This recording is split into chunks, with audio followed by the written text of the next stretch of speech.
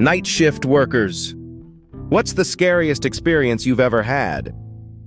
I worked in a residential program for teenage girls. They were housed in historic buildings donated to the program by the town. So they were from the 1800s, and certainly had a creepy air about them at times.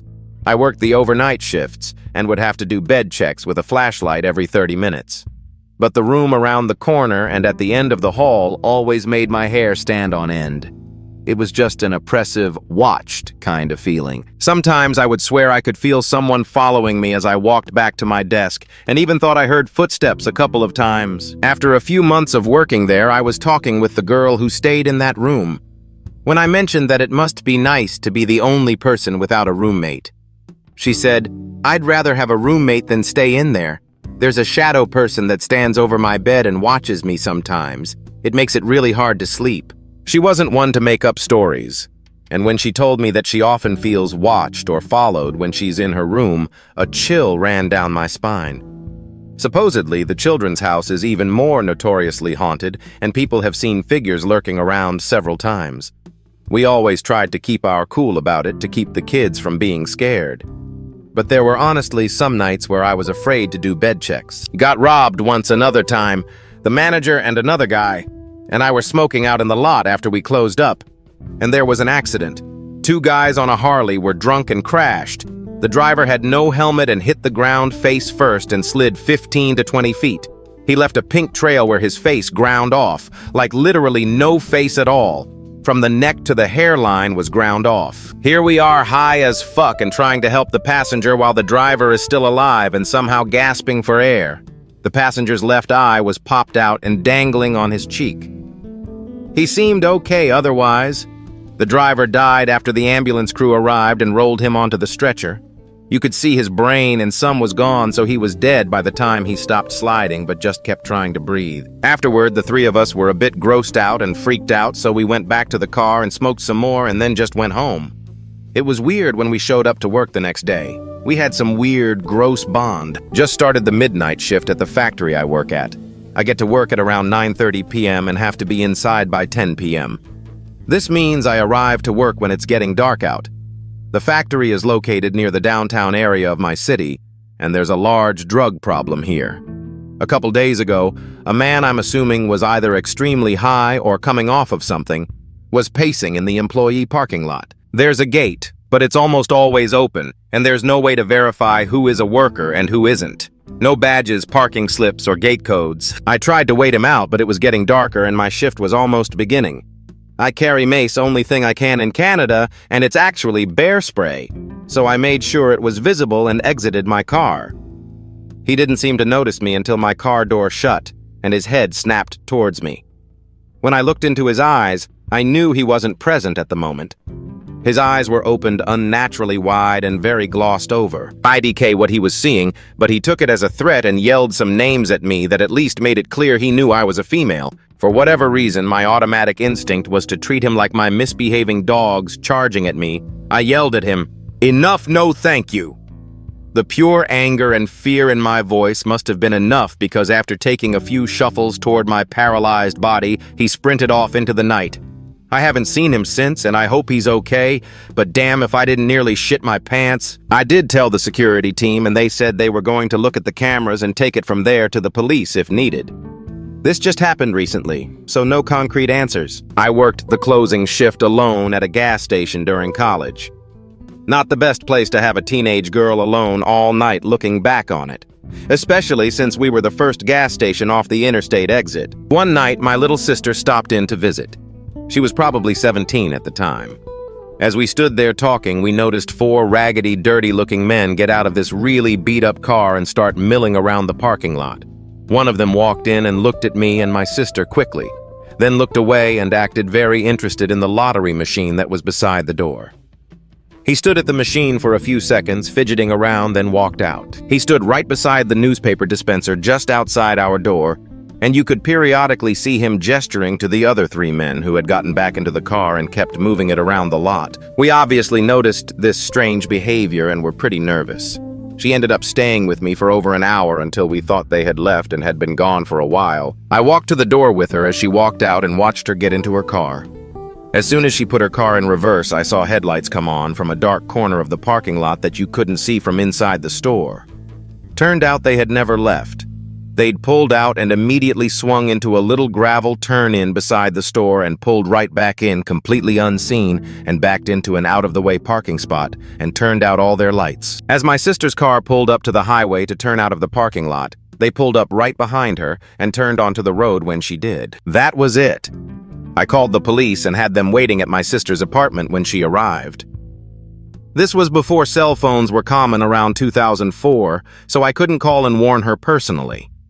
Fortunately, nothing happened to her, but when I talked to her again, she told me that she'd noticed someone behind her the whole drive home. But again, no cell phone. It makes me sick to think about what could have happened had I not walked to the door with her that night and noticed the car hiding in the shadows. Worked night shift at a gas station convenience store in the bad end of a small town. Notes to consider before we begin. I keep my hair short as it's easier to maintain with my OCD, and I have large shoulders and a general football player build for a woman. My coworker, however, was little with long blonde hair and a pretty face. Super nice too. So most of the folks who came in were fine or weird but harmless. There were the occasional dicks and inconsiderates, the drunks and tweakers, not to mention the Karens and Chads. But hey, what can you do? It was the guy in this camper who was the problem. Whenever I worked with my coworker, we'll call her L, we busted a gut laughing it up as best we could in a shitty grease trap of a store that only got 4 radio stations. Camper guy comes in one night and starts talking with L. I'm stocking the cigarettes right behind the register, and she's 5 feet away at the deli counter. He seems harmless enough at first, but I'm suspicious of everyone, so I'm keeping an eye on things. Dude has the usual small talk. Whether how busy we're, but then starts asking about Elle and her infant daughter. Starts taking slow steps toward the open end of the deli counter. Elle is trying to be nice and back away toward the cooler entrance. Body turned to go. By the time I notice and step down from the register, he's close enough that she's backed against the hand-washing sink. All 6 feet of me is now stuck to the side of my little coworker, and the guy takes a step back. He gets some diesel for his camper and leaves. It doesn't stop there. He comes in whenever we two specifically are working. We notice the pattern immediately. Try to get him to leave by being curt and dismissive, but he asks Elle more and more personal questions. Who's her new boyfriend? Where does she have tattoos? How close does she live? I'd send her to the cooler to check for fucking, I don't know, pickles or some shit. He'd buy his diesel and go sit in his camper near the diesel pumps where there were no streetlights. A few nights he hadn't left before we closed up, so I followed Elle in my car as she walked home, made sure she was okay.